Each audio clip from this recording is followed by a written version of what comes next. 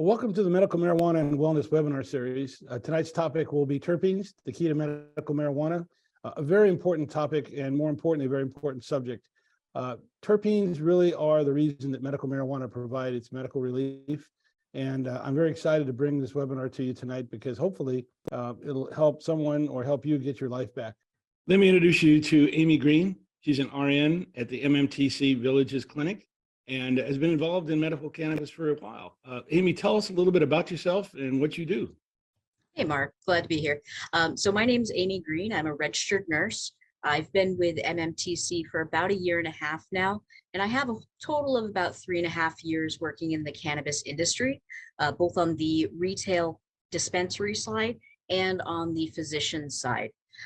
My background is I was a Master at Arms in the U.S. Navy for 5 years. After getting out of the Navy, I realized I really didn't want to be a cop, and I went into healthcare. So I've been in nursing for about 9 years now, and I love every second of it. Working at MMTC has been just the greatest job I could ever have imagined. I have the chance to work with patients one-on-one every day, doing education for brand new patients that never thought that they would be using medical cannabis. And so for me, it's really exciting, and I love what I do.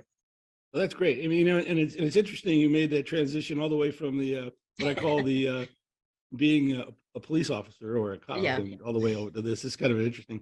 But I think also one of the things I like when I work with you and I've talked to you, you're very good at doing research, and I think you've done a lot of research into. I say you've done some research, I should say, into terpenes. I have, yeah. Currently working on a project right now.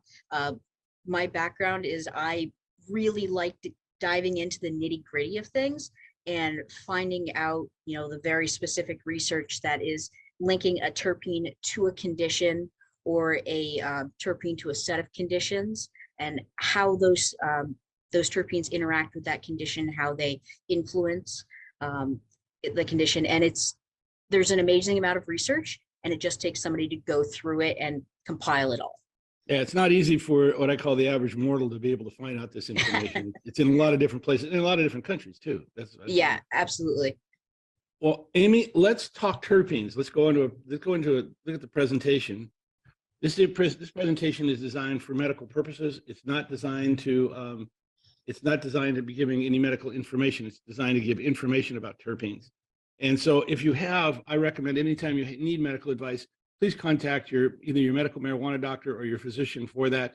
Again, we're not trying to replace them. What we're trying to do is we're trying to give more information to make life a lot easier. And I do want to mention that this is obviously being recorded. What you're going to do after this presentation or after this webinar, you'll get an email from us that'll give you a copy of a link to the webinar itself on YouTube. It'll give you a copy of the slides in flip-book format.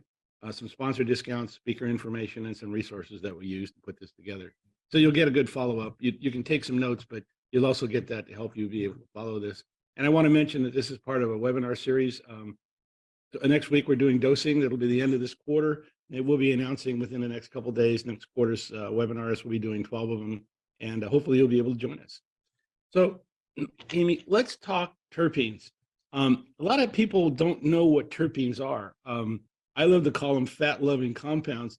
Tell us a little bit about terpenes and what they are.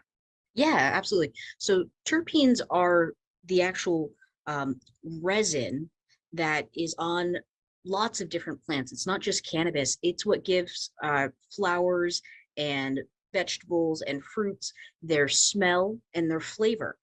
So they're found in lots of different compounds. A lot of things use these compounds for defense against insects or pests, fungi, or even large grazing animals. Terpenes are found. And it's important to point out terpenes are not just in cannabis. Terpenes are in just plants in general and fruits in general. It's a way of the plant protecting itself. Absolutely. So tell us a little bit about the common terpenes. Sure. So the biggest terpene, the most common one in the cannabis plant, is myrcene, followed by limonene and beta-caryophyllene. The really interesting thing about myrcene is that it's found in a lot of different plants. So most people have an idea of what hops smell like, that hoppy beer smell. That's Mhm. actually what myrcene is. It's that hoppy Mhm. smell that you get from hops. It's also in lots of other plants, including mangoes, thyme, basil. Lots of things have myrcene in it. Mhm. Just like limonene, if you think of the name Right over limonene, here. exactly. Limonene found in lots of citrus fruits, specifically in lemons and limes, and amazingly rosemary as well.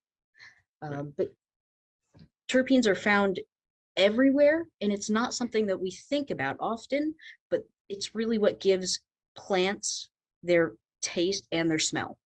Right. And then a lot of people say, I'm looking for the aroma of something. By the way, that could be an essential oil. It could be cannabis. That aroma is really coming from the terpenes. I think there's something else about terpenes that are really important. And that is that not only do they give you the aroma, they also give you the taste of the product. Yep, absolutely. Um, if you think of the taste of mint, mint is a really big one, and that's actually from linalool, which is another terpene. It just has that taste that we associate with mint, but it's Mhm. actually because of a terpene. Right. And if you look at the little graphic over here on the side, if you take a look at these little white dots, these are these over here are called the tips of the cannabis plant, and this is where the terpenes are found. So a Mhm. lot of times when you see people looking at cannabis, they'll actually show you this. They'll look at the plant. What they're looking at is the terpenes, and they're also smelling for the aroma, which I think is great. But you can actually tell the difference between different you can between different products by the smell of the product itself. It's really interesting. And of course, Absolutely. terpenes are the organic form. Terpenoids are when they've undergone oxidation, they've been cured or dried. There's Mhm. some terminology for you. Yeah. And specifically, those little white dots all over the cannabis plant, they're called trichomes.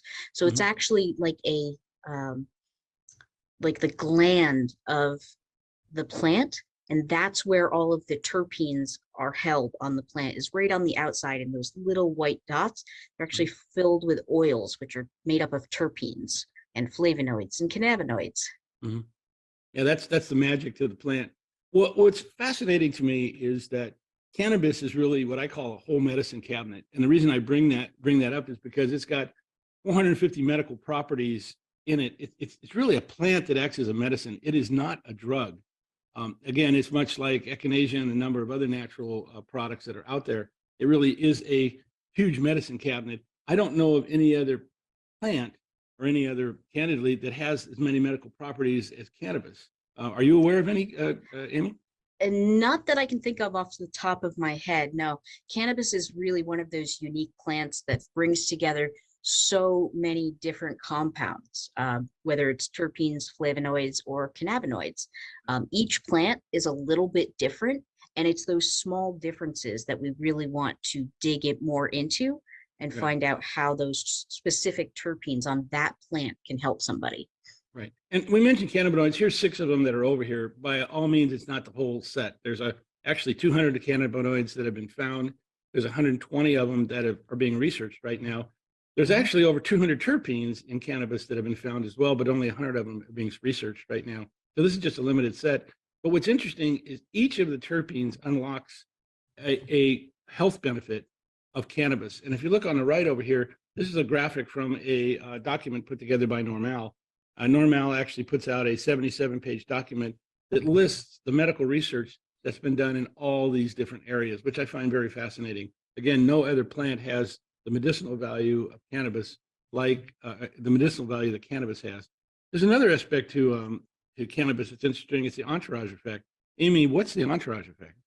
Sure. When you have, if you think of the cannabis plant as a whole plant, it's made up of different parts. Obviously, you have the cannabinoids and the terpenes, and they work individually, but when you put them together, they do amazing things together.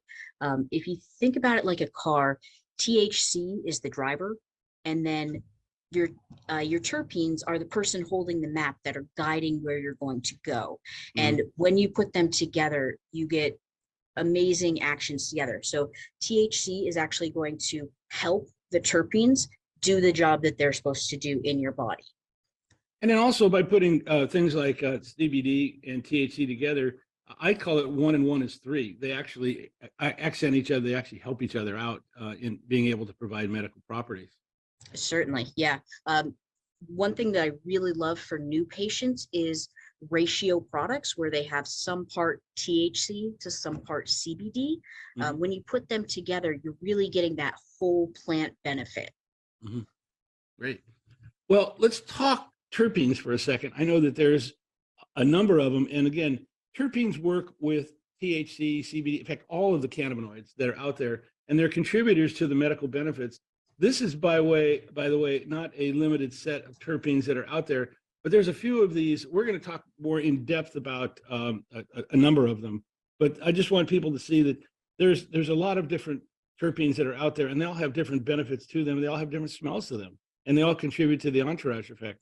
Um, I mean, not only do terpenes help us, but also there's something in the cannabis plant called flavonoids that help us quite a bit, which I find very interesting. You have any comments Absolutely. about that?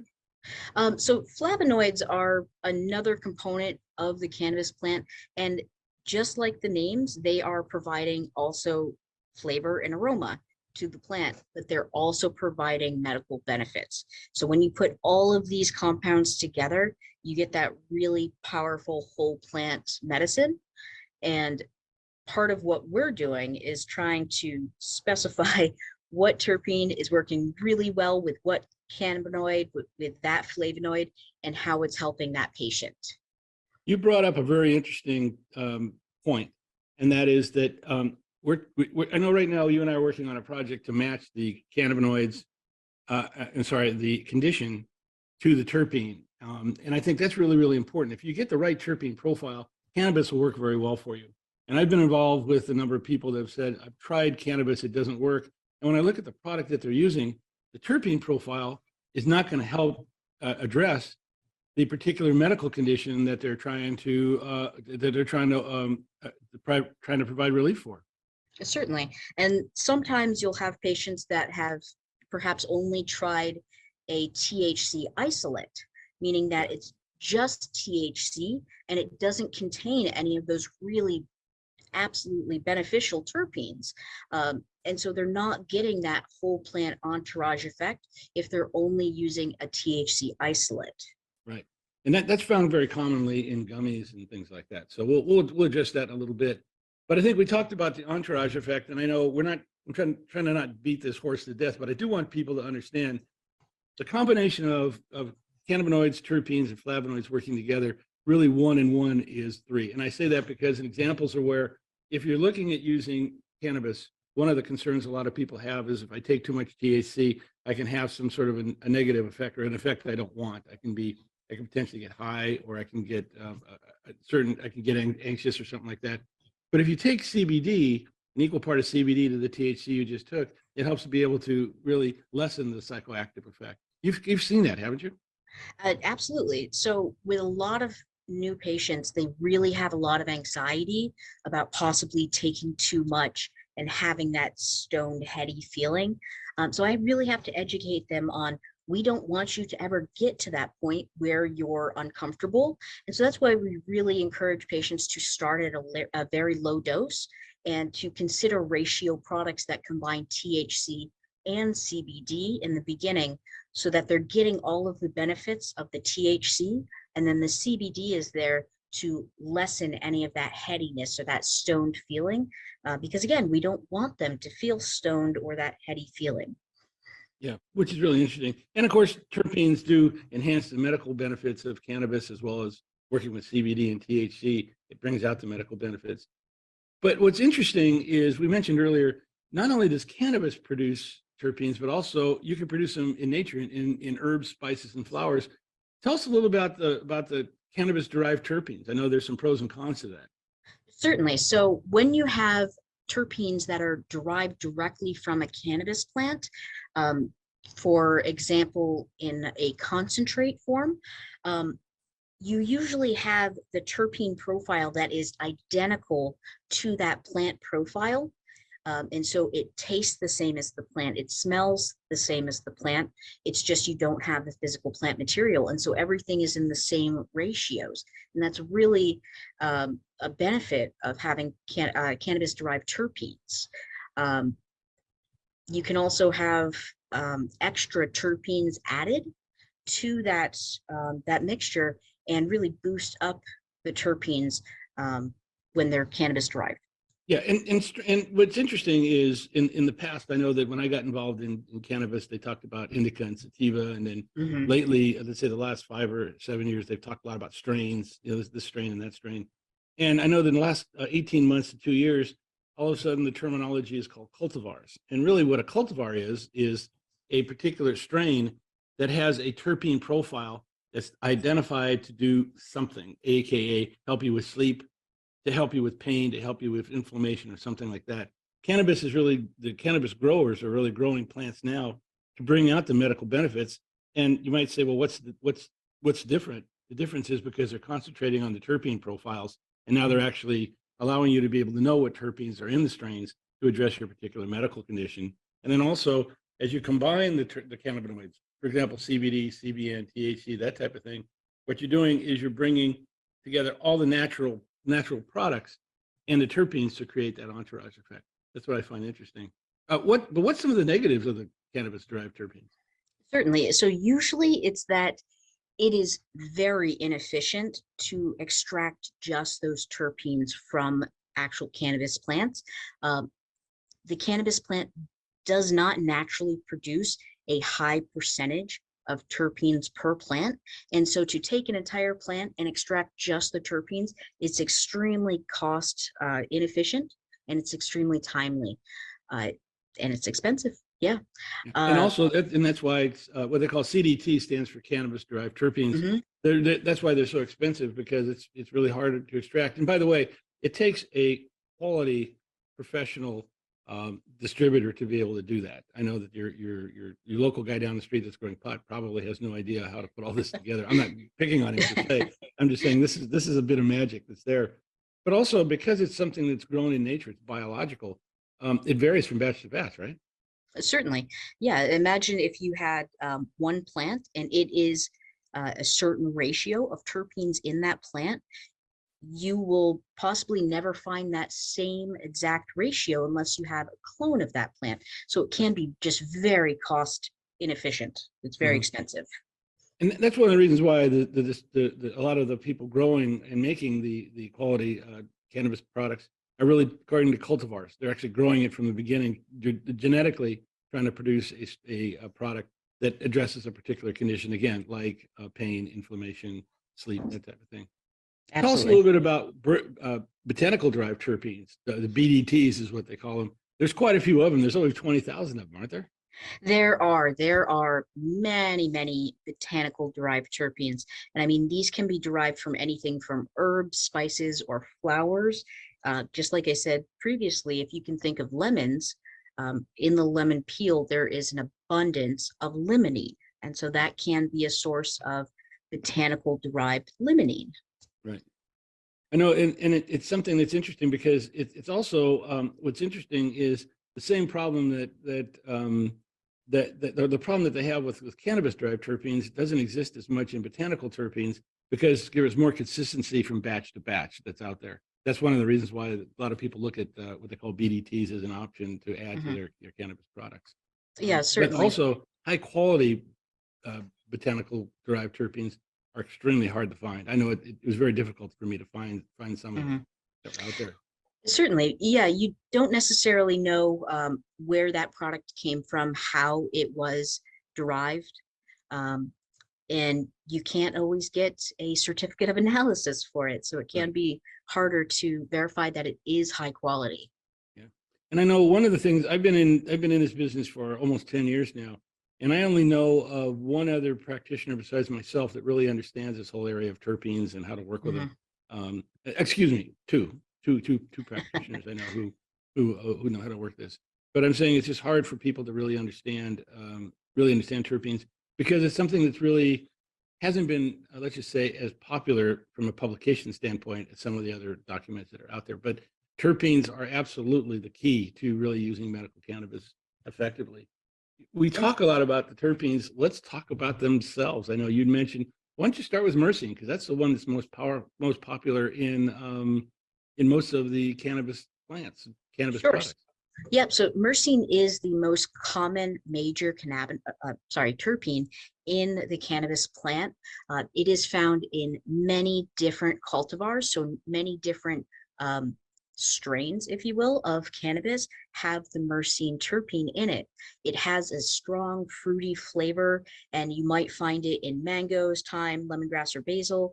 Um, if you are looking at specific cultivars that might have it, it would be the OG Kush, Blue Dream, Remedy, Grape Ape, and so on. The really, really great thing about myrcene, though, is the actual effects that it has on the human body. It does have antibiotic, anti-inflammatory, and analgesic properties, and it's really great for sedative effects. So helping somebody get to sleep and stay to sleep, and also muscle relaxation, which is great if you have inflammation or if you have muscle spasms. And then it's also just really great at relieving stress and anxiety if that is what that patient needs. Sure. I think that's really, really, really, really important. I know one of the other, you mentioned earlier, caryophyllene, that's kind of an important, it's found in a lot of cannabis plants as well. Mm-hmm. Yep. So caryophyllene or beta caryophyllene, naturally found in black pepper, clove, cinnamon. It has that sort of spicy, woody, earthy smell to it. You'll normally find it in cultivars like Girl Scout cookies, Bubba Kush, Sour Diesel, Original Glue. And the really nice thing about it is it's really great for its anti-inflammatory properties. So it's so good with pain, with inflammation, um, and really just for helping you relax and de-stress. Right. By the way, I should point out for our viewers, you're going to get a copy of this particular slide, both in the deck and also by itself.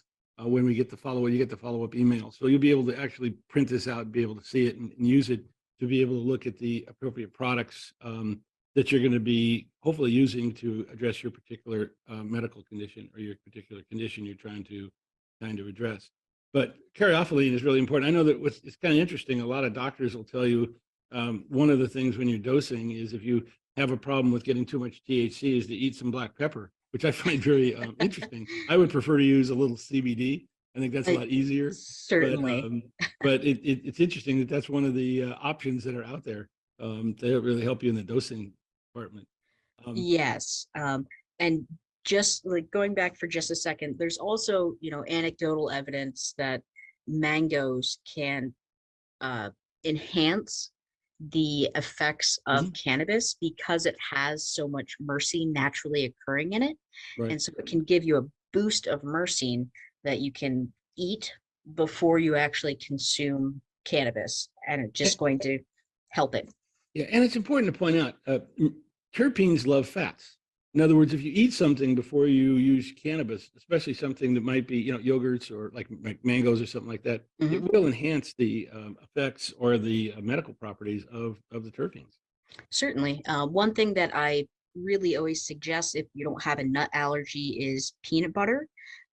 Very fatty food. Everybody, for the most part, likes the taste of it. And if you're using something like a tincture, it can just help the taste be more palatable, but it's also a great vehicle for that THC and terpenes to attach to as they go through your digestive tract. Right. There's some other very popular terpenes that are out there. Why don't you tell me a little bit about limonene? I know that's one of the ones that gets a lot of, let's just say, gets a lot of attention. Yes. So limonene, like I said, is one of the major terpenes usually found in citrus fruit rinds. So if you can imagine, if you've ever peeled a lemon and you get that oil that's on your fingers, that is some limonene. And it really sticks to you. Limonene is going to be mostly in, wedding cake, white fire OG, do-si-do, strawberry banana, lots of fruity, uplifting cultivars. The effects from limonene, though, are really great. It's going to help with elevating your mood, relieving stress and anxiety, and it's also an antioxidant, which is really important for just maintaining general health and well-being. It's really great at doing anything that has to do with the digestive tract. So if patients have GERD or esophageal reflux disease, if they have any indigestion, it can really help with those conditions. Right. And also limonene really helps in the absorption of all the other terpenes. In other words, it works in combination with them to help them be able to get to get Certainly. absorbed into the body and address various receptors. One of Certainly, the yeah. other one, sorry, go ahead. Oh, no, go ahead. So one of the other very popular terpenes is pinene. And I know pinene is great. I'll let you talk about it. I'm going to make a comment with when you finish your giving Yeah, us no problem. an update on So it. I really like pinene. When I buy flower, it's one of the terpenes that I really enjoy smelling. It smells, it's just fresh, and it is kind of herbaceous. It is a conifer tree. It is a pine tree. It is that fresh herb smell, and it's lovely. You'll usually find it in cultivars like Blue Dream, Canatonic, God's Gift, or Harlequin, which some of those are actually CBD dominant strains or cultivars, which is a great option. And then pinene is really known for its analgesic or pain relieving properties. It's really great for stress and anxiety.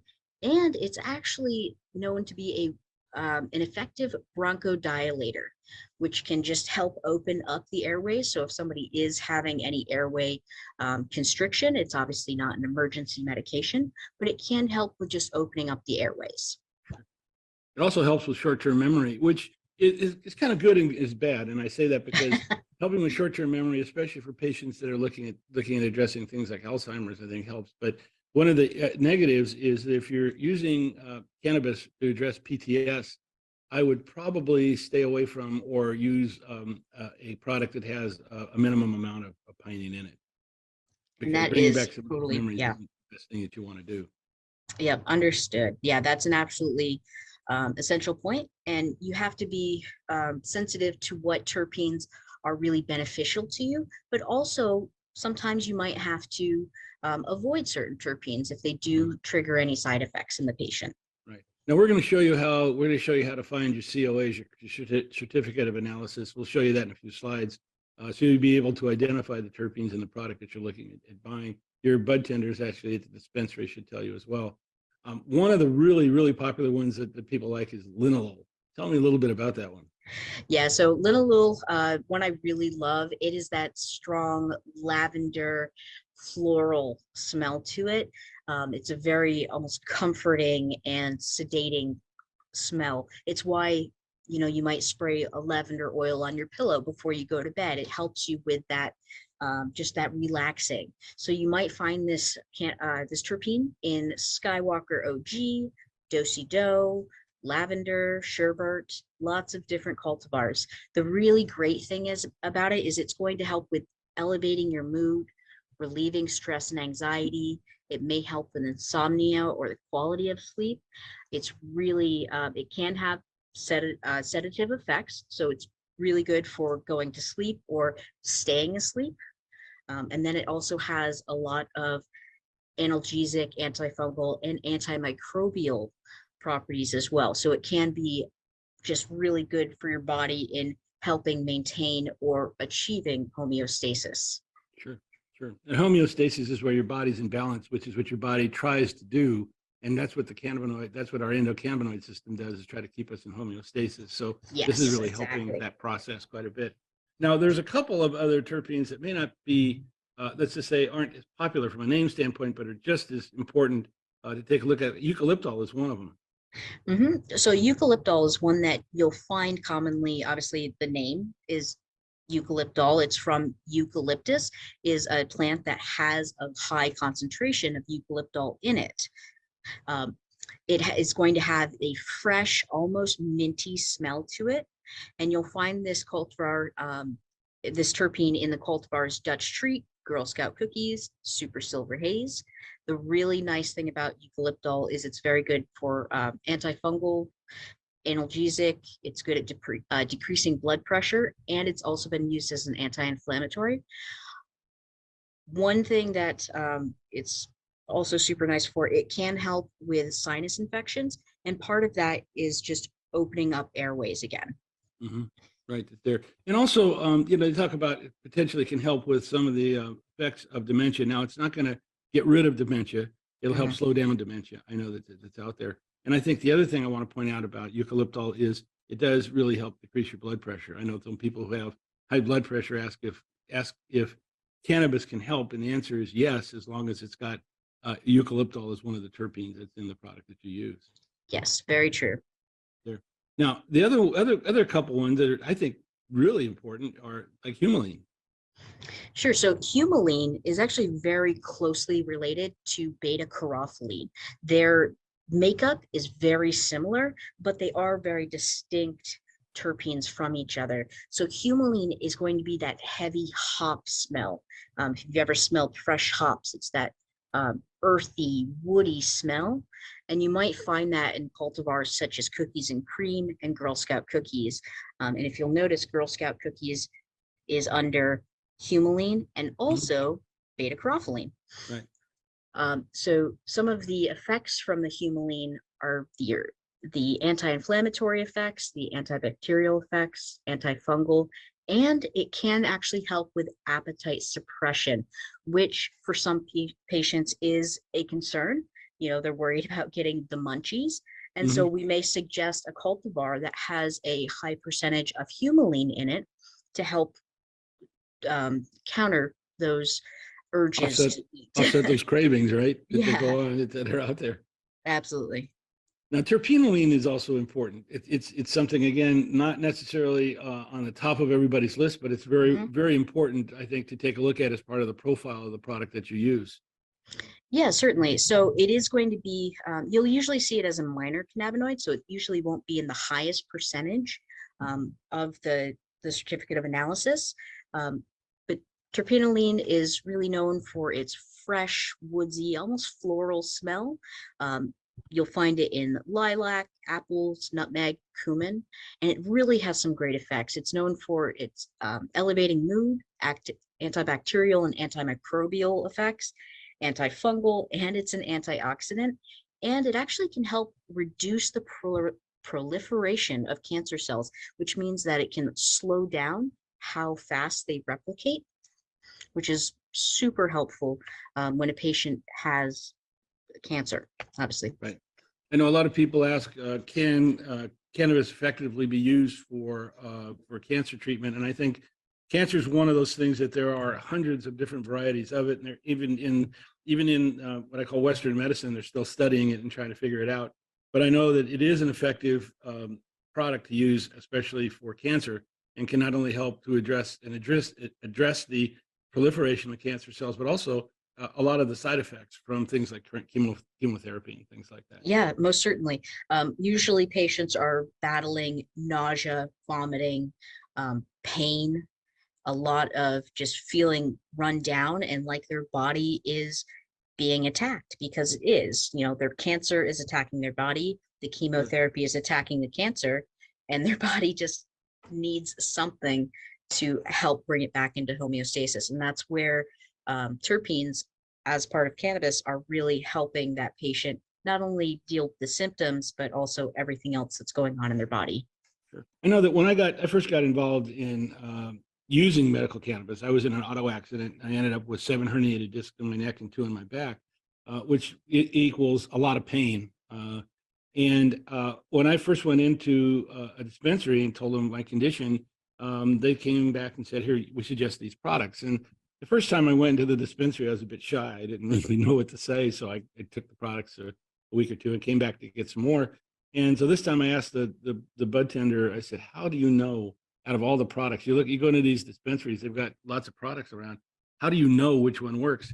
And the lady looked at me and just said, "Because I know I can match the terpene profile to your particular condition, and I know that product will help you." Yeah, I think that's exactly. what's really key. That's really key to looking at a product. It really is, absolutely. And you have to understand the different the different properties of those terpenes and how they're going to potentially help that patient. And you really have to be quite narrow in your focus. Right. Now, I do want to show this to you. Just like there's a periodic table for chemicals, there's what they call a terperiodic table as well. And these, I don't want to, we're not going to dive too deeply into this, but I just want people to understand there are a lot of terpenes that are out there.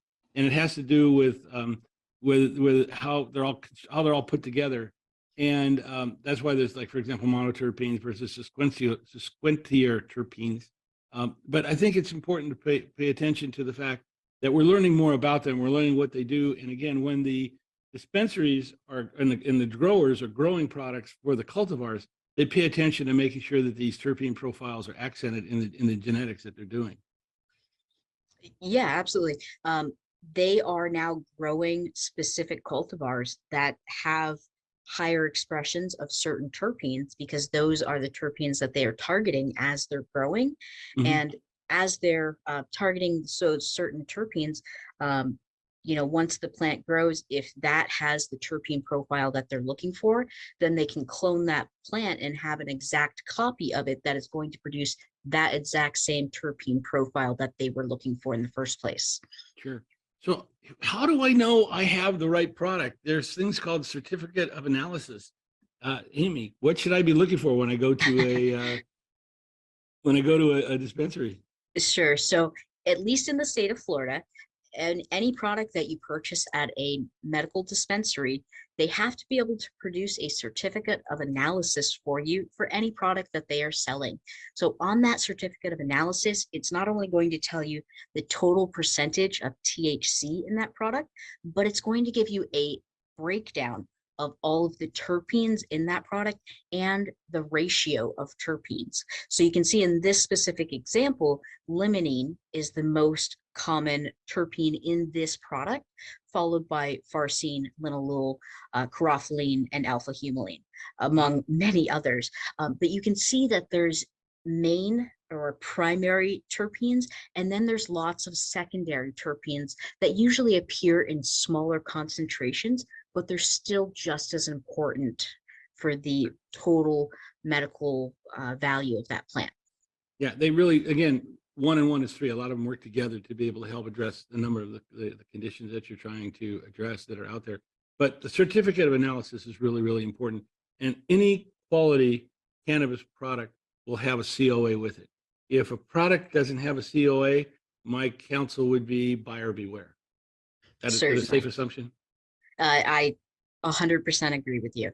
Yeah, the certificate of analysis is that company standing behind their product in its potency, its efficacy, and its production value. So you know that it is safe, it is pure, and it is what they say it is.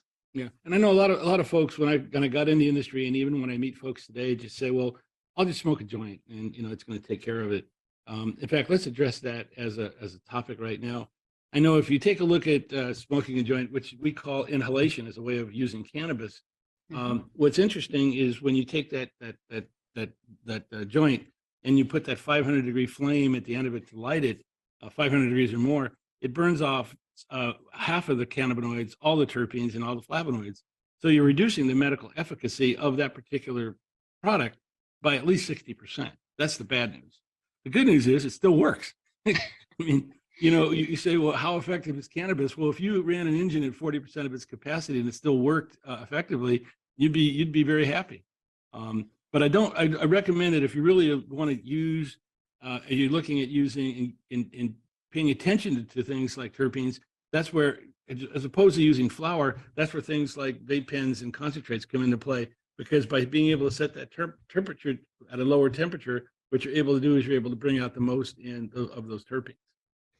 Yeah, certainly. So I usually, if a person does want to use vapes, I generally suggest a battery for the vape cartridge that has either adjustable voltage or adjustable ampage so that they're able to adjust the temperature to a temperature that's not only comfortable for them, but that is going to produce the best effects for that patient. Yeah, you want it to be, for example, they know these pens will be like, they'll be green, red, blue. You might even have yellow, it might have a fourth setting, but that's what you want to take a look at, is something that's able to set it so you can take a look at addressing, because terpenes will burn off at different settings. And really, if you try to set it to, the optimal that I tend to look at is about 360, 65 degrees. That tends to really bring out the most terpenes that are there. Yeah, and that's going to be an area where the terpenes that are going to vaporize at lower temperatures Mhm. you'll still get those terpenes because it's in a pen. They have nowhere else to go. Right. You're still going to get those terpenes. Right. And that's where when people say, what's a concentrate? Well, what they do is they take the flower, they process it into what they call a concentrate. So you can drop it into a pen, a vape pen that you can actually, actually put the product in it yourself and be able to set the temperature. And it really helps you be able to address that. And I know that the onset time is almost immediately. I know that in the morning I have a routine where I take tincture drops, but they usually take for me about 20 minutes to work. But Mhm. after that, I'd grab a vape pen and take 1 or 2 hits off the vape pen because with my herniated discs in my neck, especially 7 of them, sometimes I can wake up in a pain level of 7 or an 8. And it's not something I want to do very long. And literally within a minute or two after taking a hit off the vape pen, that pain will be down to a 1. And I just find it to be remarkable. Yeah, absolutely. And the really nice thing about a vape pen is you can adjust your dosage based on how long you're actually inhaling. So a Mhm. standard dose with a vape pen is a 3-second inhale. And I usually guide patients in the very beginning to start with a half-second or a 1-second inhale, Mhm. wait 5 to 10 minutes to see how they feel with that dose. And then if they need another dose to take another half-second or 1-second inhale. And that way they're going up in really small steps. Sure. Now, a lot of people start with sublinguals. Why don't you tell me a little bit about those? All right, give me one moment. I do have a patient that just walked in. Not a problem. But what I want to do, what I do want to mention is um, sublinguals are really important. I know that when people start getting into medical cannabis, the question is, what's the best way to start? Sublingual is a product that you take. You see the little eyedropper that's down here. You can take that and you can drop that literally under your tongue. By doing that, you can either let it absorb naturally. It'll absorb within usually about 30 seconds, or swish it around your mouth because what you're doing is you're getting it into the blood vessels that are on the inside of your mouth, and that goes directly into your bloodstream. It usually takes anywhere between 15 to 20, 30 minutes to work. In my case, about 20 to 25 minutes, but it'll last 4 to 6 hours. And so you might say, why do I use an inhalation product and a sublingual product? Because I find that my inhalation products, when I use them, only last about maybe an hour to 2 hours. I find that when I do the in sublingual, it'll last me 4 to 6 hours. So I'm able to do something in the morning that'll take me into the middle of the afternoon where I don't have to worry about pain and inflammation. Typically, though, because of my particular condition, that it's not going to go away in the afternoons, I have to take something else because if I don't do that, the pain and inflammation will come back. And let me tell you something: if you have herniated disc in your neck, they let you know they're there. That's for sure. So mixing and matching these are really the best way to have what I call your regime. What's the process that you're using? Now, another thing that's very popular, another product that's very popular, are called orals. Orals are like capsules and gummies, edibles. And I know a lot of people, they're very popular. People love their little gummies. However, be very, very careful of oral products because typically what they do is they take anywhere between 30 minutes to 2 hours of work. I would say most of them take closer to 2 hours than 30 minutes. In fact, in many cases, there's all kinds of famous stories of people that about the time they don't think the product's working, they take more, then it starts working, and then they have more than what they really want. It's something it's very, very important. If you take a edible or a gummy or a capsule, wait at least an hour and as close to 2 hours as possible to find out if it's working or not for you. Every person's body is different. Cannabis, like any other medication, whether it's a pharma drugs from Western medicine or not, all have a different effect on your body. Just like alcohol, just like caffeine. Some people with alcohol can drink 1 drink and they're done for the night. Some people can drink the whole bottle and they're just getting started. Same thing with cannabis. You have to really find out what your sweet spot is by going low and going slow. And in the case of edibles, go low and go slow. Don't, if you get that chocolate bar and you try that little corner and that piece that you like, be careful because if you don't want to take another one, unless you really wait about 2 hours to find out whether you want to do that or not. Yeah, Morals are really important. most certainly. And one thing I really suggest, especially with chocolate bars, is stop at a gas station or a drugstore or a grocery store, pick up a regular non-medicated chocolate bar. So in case you do really like the chocolate, you have something else that's chocolate to snack on that's not medicated. Yeah, So you're not tempted to take more of the medicated chocolate because in the end, it really comes down to dosing. That is the biggest thing with cannabis is the dose that is effective for you. right. Now, I think also one of the other products that I find very effective, at least for me, because it is a topical, and I especially like the transdermal topicals. Tell me a little bit about that.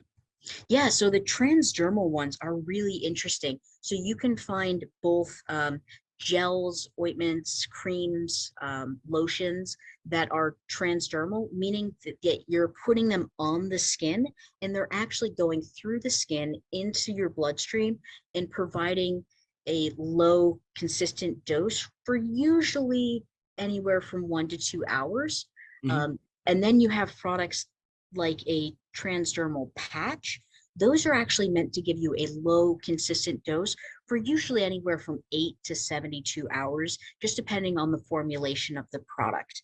But Sure. the really nice thing is it is a low, consistent dose. So you're Right. not getting hit with a big dose that's going to knock you down. You're getting hit with a low, consistent dose that is going to keep you at a steady level of medication. Yeah, and I'm a huge transdermal patch fan. I think they're great. They work very, very well. I have this chart that we put together. Now, we've gone through almost all of this, so I don't think we need to go through it again. But I do want to let people know that we're going to be providing this in the deck, and also we're providing it as a separate slide. It kind of gives you a guide as to which products to use, how much time it takes before they have an onset, and of course, how long the duration of which it works. This is very, very important. When you put together your what I call your regime, how are you going to use cannabis? If you have stress and anxiety, people use it when they are stressed or they're anxious. I recommend that, much like a multivitamin, you take it on a daily basis because it helps your body be able to adjust, gets into that homeostasis state.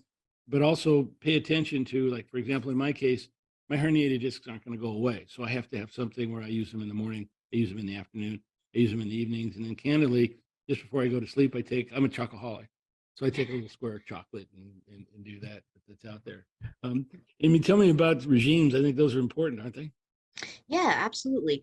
Uh, One thing that we give to our new patients when they come in and we do education with them is actually a treatment journal, and it's to Mhm. help the patient figure out what not only what route is working for them, but what product is working for them, and then to help them build a regimen that works well for them. So Sure. it might be taking a tincture in the morning that's going to last a long time, but then if they're having pain and it's early, early mid morning and they can't take another dose of the tincture yet, maybe they need just a small inhale from their vape pen just to help get them over that little hump and get Mhm. on with the rest of their day. It does take trial and error to figure that regimen out, but once you have that regimen that works, I usually tell patients to stick with it. And you say trial and error. I know that the people always come to me and say, "What should I take? What's my dosing?" And this is Mhm. not a process where you take 2 pills and call me in the morning. In fact, the reason why the doctor says take 2 pills and call me in the morning is because when he wants to figure out if the 2 pills is right. They're just Uh, your dosing. a Um, hundred that's percent, yeah. that's what I find Uh, very interesting. But I think that you will, as you go low, you start using the product, just a little bit of product, and add a little bit every day or two, add a little bit more. You'll begin to feel that relief. You'll know when the product is working. You'll feel better. And then when you take a little bit, as you continue to go up that scale, taking a little bit more and a little bit more and a little bit more, you'll get to a point where you don't feel better, and that's where it's like a little curve. You've gone over your what they call your sweet spot, and you're starting to. It's called biopic. It actually doesn't help you anymore. You can't. It's not like a product that you take too much of. Or excuse me, a product that you take a whole lot of. There's a certain amount that really helps your body, and being able to find that sweet spot is really important. I think you coach people on that, don't you? I do. So our big thing is start low and go slow because ideally we want our patients to find that minimum dose that is effective for them. Mhm. And that's why going up in small steps is very important because, like Mark said, finding that sweet spot is the goal. We want to find that spot where you have the benefits and the relief that you're looking for without unwanted side effects. Sure. Now, if you're looking at using CBD and or THC together to be able to address your particular medical condition, again, pay attention to the terpene profile. Get that certificate of analysis and pay attention to that. But I think it's important to point out that if you want products with THC in it, you can only get them from a licensed dispensary, either Florida or other states.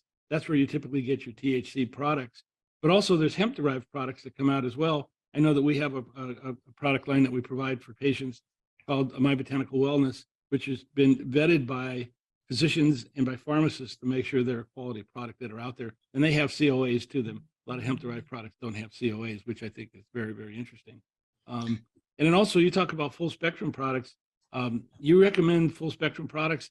Tell me, what's a full spectrum product, Amy? Sure. So a full spectrum product means that the product is going to have the amount of CBD that it says, and it may have up to 0.3% THC. Yeah, but 0.03% THC, right? Yep. But it's also going to have all of the terpenes and flavonoids that were in that original hemp product. Right. So you're still getting that full spectrum of benefits from that CBD that you wouldn't get if it were just in isolate. Yeah. And with 0.3% THC in the CBD product, it's not so much that it's going to really, it should not really have trigger any negative side effects from THC, but that one-to-one, I think we mentioned earlier, the entourage, that one-to-one effect is 3. That's where it really comes out and plays. And it's really important, I think, when you're looking at doing dosing, to have some CBD products near you so that, again, if you have those negative side effects, you can help to offset them. I think you recommend that, don't you? We usually do, yeah. Even if it's just having a CBD tincture, it can act as kind of a quote unquote rescue medication if you ever get too high or that stoned heady feeling. Because again, we don't want you to feel like that. We want you to have all of the benefits and not feel stoned or heady. And CBD products can help bring down any headiness or that stoned feeling from the THC. And so you're getting all the benefits from the THC, and the CBD is just making it easier to deal with. Sure. Now, Amy, I want to get on to answering a lot of questions that people have asked us, both provided us prior to this broadcast as well as during the webinar itself. But I also want to point out before I do that, we actually built a site called I Got My Life Back.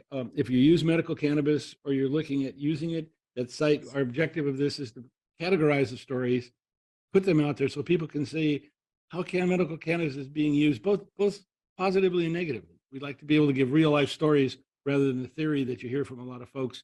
So that site is out there. It's a resource for you. I also want to point out that in many cases, CBD is not a regulated product by the government.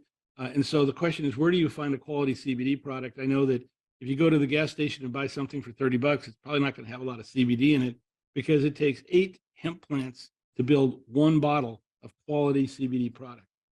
So be very, very careful. In this case, we have a site called My Botanical Wellness, which allow you to be able to pick up and be able to get a product that has been vetted by physicians as well as by pharmacists. And by watching this webinar, you get a 15% discount if you use this particular coupon code. And again, this will be in the discounts that are out there. Your thoughts on hemp-based products, Amy? Sure. So my biggest thing is just always make sure that any of the hemp-based products that you're using have a COA available. Usually that is going to be in the form of a little QR code on the back of the packaging. It's just that square barcode that you can point your phone camera at, and it brings up the certificate of analysis for that product. That is super important to making sure that you're getting a high quality and efficacious product that is actually going to do what it says it's going to do. Sure. And I do want to mention that there are resources available to you. I know if you're looking at using medical cannabis and you're going to say, where do I get my card? Where can I go out and actually get a card for medical cannabis? Here in the state of Florida, and also now in Ohio and in Mississippi, you can go to MMTC, and they'll be able to provide you the doctor's appointments to be able to put you in the state registries to be able to help you with that. That's an important resource for you. And then, of course, naturally, the My Botanical Wellness products that are there to be able to help quite a bit. And last but not least, I want to point out that if you're interested in dosing, next week's topic will be dosing with medical marijuana, and that's a very, very important topic. I think the two most important webinars that we do is terpenes and dosing. Your thoughts on dosing, Amy? I think dosing is something that can not be harped on enough, just because I think it's probably the most essential part of being a new patient is figuring out a dose that is effective for you, but again, without unwanted side effects. So I think it's really at the heart of using medical marijuana wisely. So please join us next week. Now, let's go and answer some questions. Let's stop using the presentation. Let's go back to some Q&A. How does that sound? That sounds great. Great. Thank you.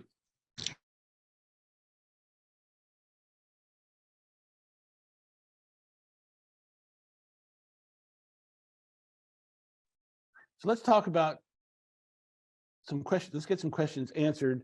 I know that we got some questions prior to the webinar, but one of the ones I want to answer, and I think it's very important, is what temperatures should be used for each terpene. Terpenes are sensitive, and as we mentioned, if you take a joint and you put that 500-degree flame to the joint, you're burning off all of the terpenes.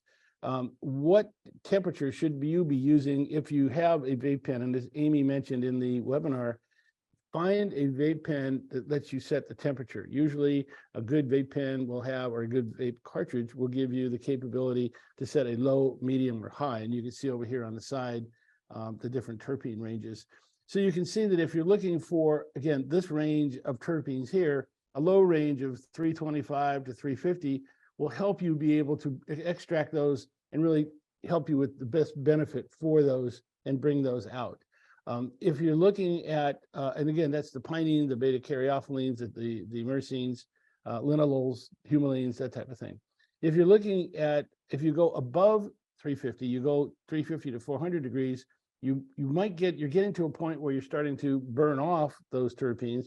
But what you are doing is you are opening up another set of terpenes that are going to be used, the limonene, the terpenolines, the linalols, you know, those types of things. And so again, setting that vape pen to that particular temperature will help quite a bit. Now, if you set a higher temperature, meaning that you're going at, let's say 400 degrees or above 400 degrees, what you're going to do is you're going to probably burn off most of the terpenes that I just showed you on the low and the medium high side, but you will bring out the humulene, the caryophyllene, the oxide version of it, and also the phytolene. And so setting that temperature is really, really important. I know I use a vape pen to be able to address a lot of that and to address the temperature. And again, for my particular condition, which is to address pain and to address inflammation, I tend to look at the lower temperatures, the 325s, the 350s, because if you're looking at addressing pain, that's where myrcene and pinene come into play. And you can see right in here, that's where it takes advantage of that. Again, if you burn off, you get too high of a temperature, you're actually eliminating those from the product itself. Now, I would want to address a few of the other one of the other questions that came out. In fact, a number of questions that came out, and that is, what product should I use for various conditions that are out there? And I know that looking at, and again, it's very important to match the terpenes to the conditions. So when you take a look at things like anxiety and stress, what's good for anxiety and stress? Well, if you take a look at things like pinene, which is very good for that, you can see over here the anxiety and stress. You can also see, when you look at this, the limonene, which is very good, again, for anxiety and stress. I would take a look at those two particular terpenes because they help address that particular condition. If you're looking at sleep, one of the nice products for that, the sedative product, is linalool. You can see it's one of the properties, and it really helps to improve the quality of your sleep, and it really addresses insomnia that's there. I mentioned earlier, you take a look at IBS, where people have gastro issues that come into play. Again, this is where limonene comes into play. You can see over here, it relieves the heartburn, the gastro reflexes, a lot of the digestive issues. And limonene also works with all the other terpenes to help it absorb better into the body, helps it be able to make it easier for you to be able to take that particular product. Now, I do want to address one issue that did come up. One of the questions, William asked a question, are terpenes proprietary to the different dispensaries listed for their products? And the answer is no. Terpenes are a product of nature. It's like an apple, it's like an orange, it's like, it's a natural product. You can't, how should I say, you can't patent it. You can reference it, but I just thought I'd let you know that's something that's really out there, and something that William brought up. Every product has those. And Lee, can we go back to the other slide? I want to address some of the other conditions with that particular slide that's there. one of the questions came up, I know, is osteoarthritis. And the question is, what is good for that? And if you look at anything that has to do with relieving inflammation, caryophyllene over here is one that's very, very good for it.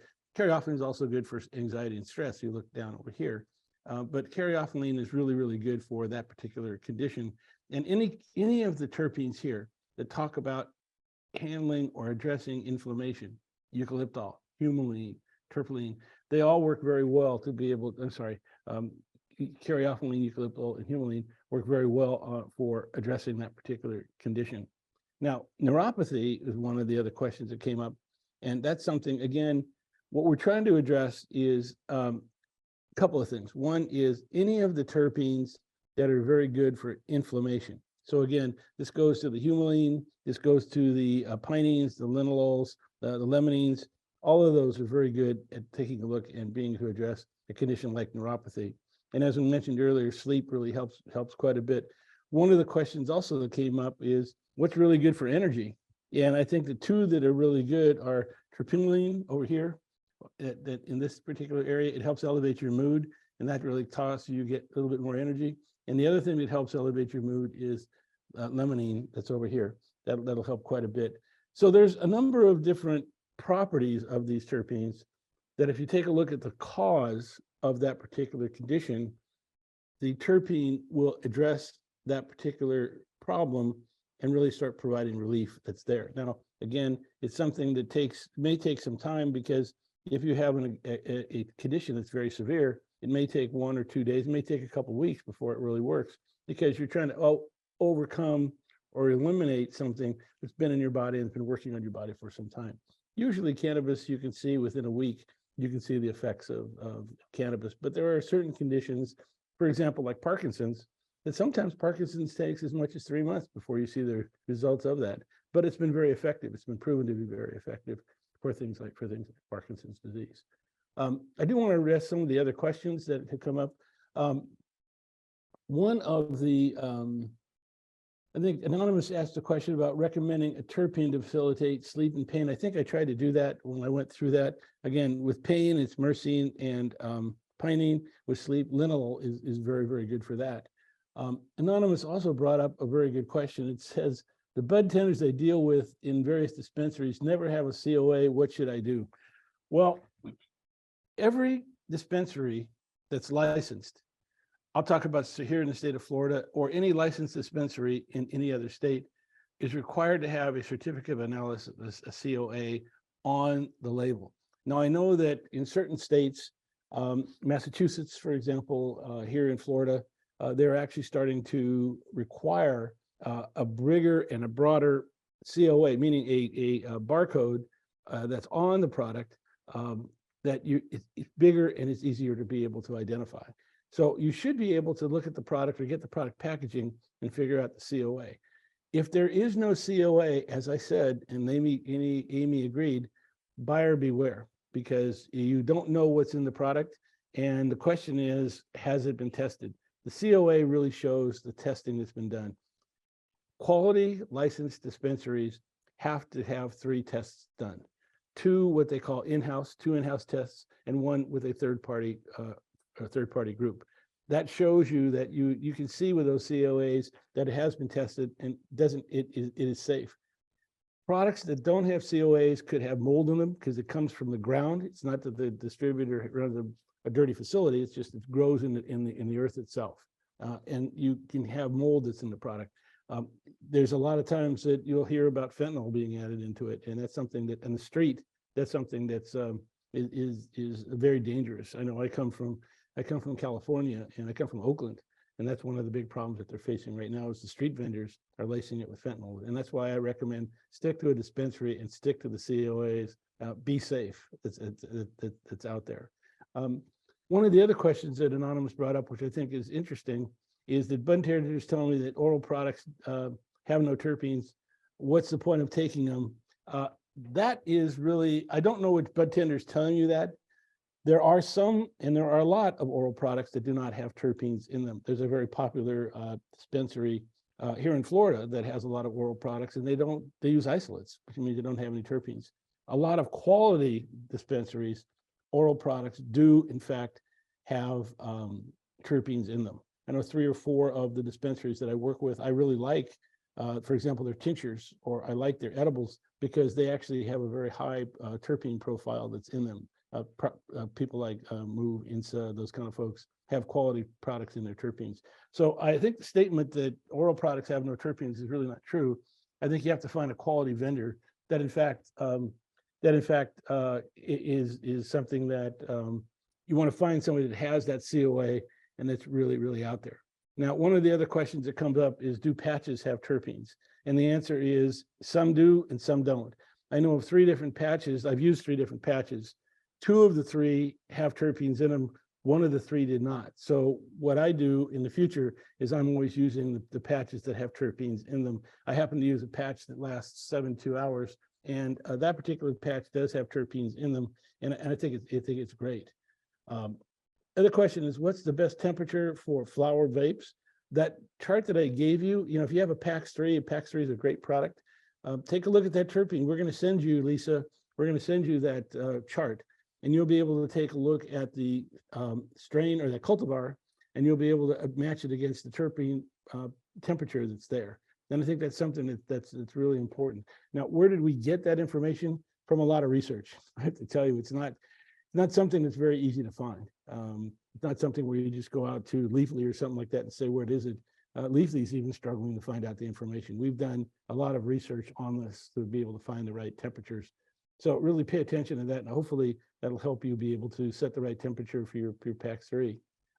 Again, the recommendations that come up are really, really important.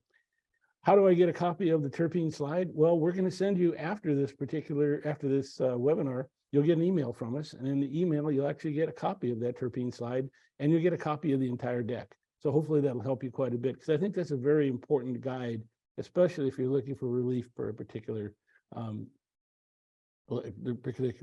product. You're asking what oil product has caryophyllene. Off the top of my head, I don't have a product right now that I would pinpoint specifically. I do know that there are products, a lot of the oral products that you can get from certain dispensaries, like Move, like Insa, and like Cetera, do have oral products that have caryophyllene in it. So you might want to take a look at that. And again, check the COAs. Those are a couple of dispensaries that can really help you, and their oral products will be able to address that particular situation that's there. Also, you say, so there are the names of the products, Girl Scout cookies, they're proprietary to which seller, which of these names is a proprietary blend? Well, that's really interesting. The concept of naming a cannabis product came from a very similar process to what happened with prohibition in alcohol. When alcohol was coming out, nobody wanted the revenuers or the government to know what was being made, so they called them Old Crow, they called them Jim Beam, they called them Wild Turkey. There were a whole bunch of names that came out of that when they did go legal, became popular brands that are out there. These names are from growers that have been growing products. A lot of times, again, we are still in a prohibition era, and so a lot of those names that come out. But those strains are really strains that have been grown. These are strains that are genetic, and so in many cases they're not proprietary to any particular sellers. So you'll find, for example, Jack Herrera or Girl Scout cookies at 3 or 4. In fact, most dispensaries carry those. Now, what is unique between the different dispensaries is that as these dispensaries grow that particular product, some dispensaries are spending more time paying attention to the terpene profile, and they'll do a better job of targeting that particular product for sleep or for pain management or for inflammation than others. And the way they do that is by really accenting, and as they're genetically making the product so that it has a higher concentration or a higher amount of these particular terpenes that are in there. So the names aren't proprietary. In fact, I kind of get a kick out of the names that are out there. And so it's something that may be able to help you identify them. Again, Jack Herrera, I jokingly say Jack Herrera is not Jack Herrera is not Jack Herrera. It is, I would say 90% of the Jack Herreras between all the different dispensaries are the same. The difference is going to be slight differences in the way they grow it, because remember, cannabis is a product that's grown, it's botanical. And so even just like roses, when you grow 2 roses that are the same type, they will be a slightly different. Same thing with cannabis. It's slightly different. There'll be a slight difference in the terpene profile. Hence why you want to take a look at the COAs that's really there. So I hope we've answered a lot of the questions that are there. Let's see if we have any new ones that have come out. Oh, here we go. Okay. How do terpenes work within the body and what do they provide? Well, they provide relief. It's the best way of putting it. They address each of the different situations. I could get very technical and I'm not going to really do that right now. I'm just going to mention that on our bodies, we have what they call lipids. And the lipids really relate to how our body works. And down in that whole system is also the receptors. Each of the receptors, if you can think of it, has a particular design or a particular shape. Each receptor has, and so what's interesting is each of the terpenes has a different shape. And think of it like Legos. Those terpenes will then, in fact, be attracted to and work better with certain receptors. It's think about a round peg, a square peg, and a round hole. It's that type of thing. So the terpenes are called isopenes, and the isopene is really whether there's 2, 3, 5, or 6 legs to that particular product. There's a chart we'll actually send to you that shows you which isopene is per each of the different terpenes. But it really has to do with how that actually how it works in your body is because each of the terpenes has a particular shape, and that shape addresses a certain receptor. And obviously, when it does that, it really helps provide the relief that that receptor provides for your body. Can you cook with terpenes? The answer is yes. In fact, there's many people that use terpenes when they're making products. There's a whole YouTube, there's a channel out there that actually talks about cooking in general. And one of the things they accent quite a bit is terpenes that are out there. I think we addressed the IBS issue, and I just want to mention that limonene, again, it's something for IBS, it's something that you pay attention to, and it's something that will help quite a bit. I've heard a number of IBS patients really have mentioned that to me. What is your favorite terpene and why? Well, I have to be personal. I mean, my issue is pain and inflammation with herniated discs in my back, and also being a senior citizen with a couple of knee replacements. Pain and inflammation is something that I'm constantly managing. So what I'm really looking for in my particular case is myrcene, pinene, really play a large role in the products that I use. And also for sleep in the evenings, again, this is where the linalols come into place, and limonene also helps me quite a bit. So my favorite terpene, if I had to pick one, would probably be myrcene. And that's because it's the most versatile terpene that's out there, and almost found in every one of the products that are out there. And so the other interesting question, why don't dispensaries know the terpene profiles of their products that are available? Well, quality dispensaries do know the terpene profiles. You should be able to ask the bud tender for the terpene profile. He should be able to produce a COA, and in that COA will have that terpene profile. Now, I'm going to defend a lot of the bud tenders for a second, in that there are constantly new products that are coming out, and it's very hard to memorize the terpenes of each of the products that are out there, because if you have 50 or 100 products and 10 or 15 of them are being new each quarter, it's hard to remember all of those. I have to tell you it's a challenge for all bud tenders that are there, but they should be able to look at the products. They should be able to look at the COAs, and they should be able to figure out what's there by being able to do that. Is there any specific data on CBD use for graft host skin disease following a bone marrow transplant? Use CBD oil only or THC too? There are some studies that are out there, again, for a number of skin diseases. And I put grafts in the skin disease. I'm not aware of a study that is for CBD and graft, although it probably is out there. There's a lot of studies being going on right now.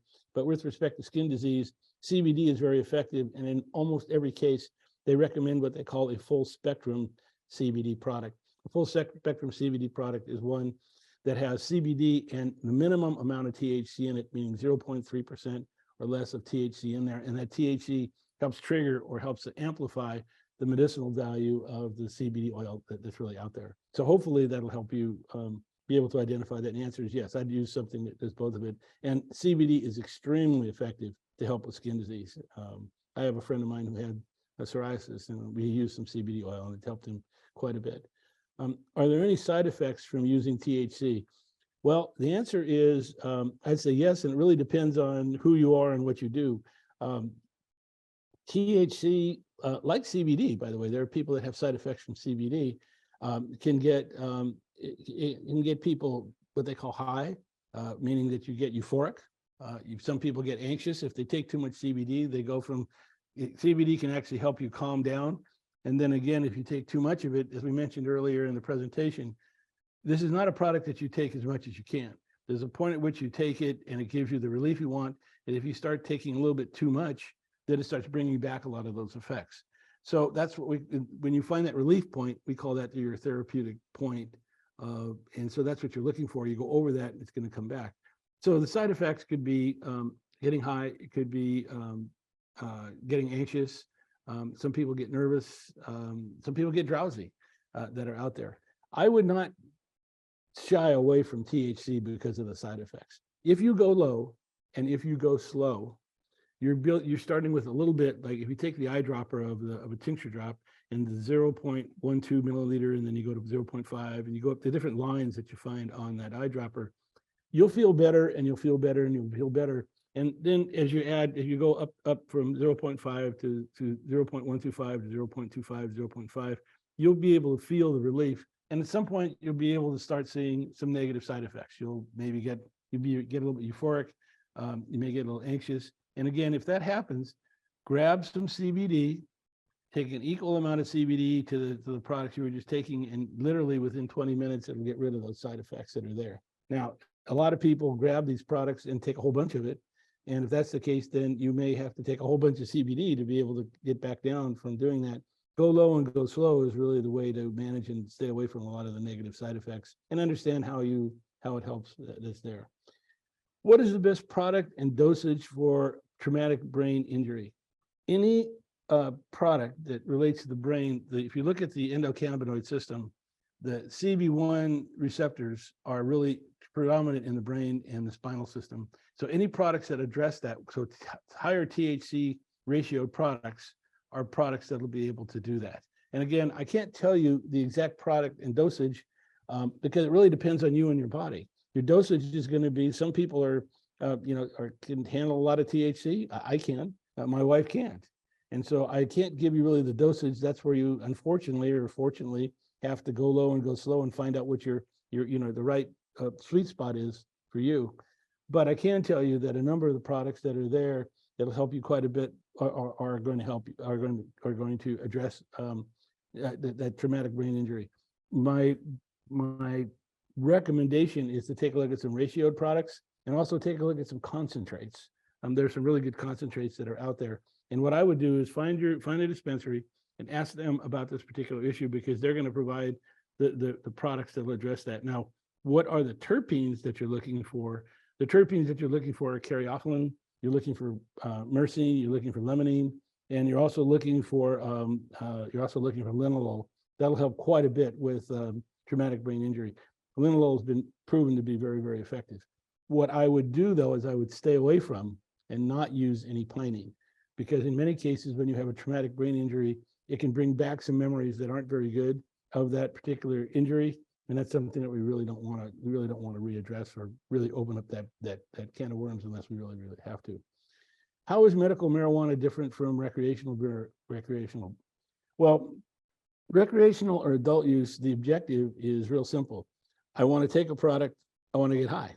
I call recreation the 151 Bacardi of the industry. People want to take the product and they want to be high. It's like you go to some pool parties and some people want to, grab that drink and get high. That's what it's all about. The objective of medical marijuana is completely different. The objective of medical marijuana is to address a lifestyle medical condition that you might have and be able to provide a product that addresses that. And so in many cases, what we're looking for is to relieve that condition, like for example, arthritis or stress and anxiety, or for example, a traumatic brain injury, but you're trying to do it in a way where you want to not get high. I have to address my pain situation from the herniated discs in my neck. I clearly don't want to live with pain. I clearly want to, and I do that by getting rid of the inflammation, and I take it for pain as well. But I have seminars like this to do. I have actually have a number of businesses in the medical marijuana field. And so I can't be high. I guess I could, I'm not sure the results would be very positive. But I think my objective is really to address and to target pain relief or to address a particular condition. That's what medical marijuana is. Recreation is exactly what it says, adult use. You go out and have fun and get stoned. Best way of putting it. And there are people who like to do that, which I think is great. There are people that like to just drink and have fun. I just got off a cruise ship, and I can tell you there were a lot of people that were in the 151 Bacardi room. They were out there to have fun, and there's nothing wrong with that if that's what they want to do. Again, it's your choice.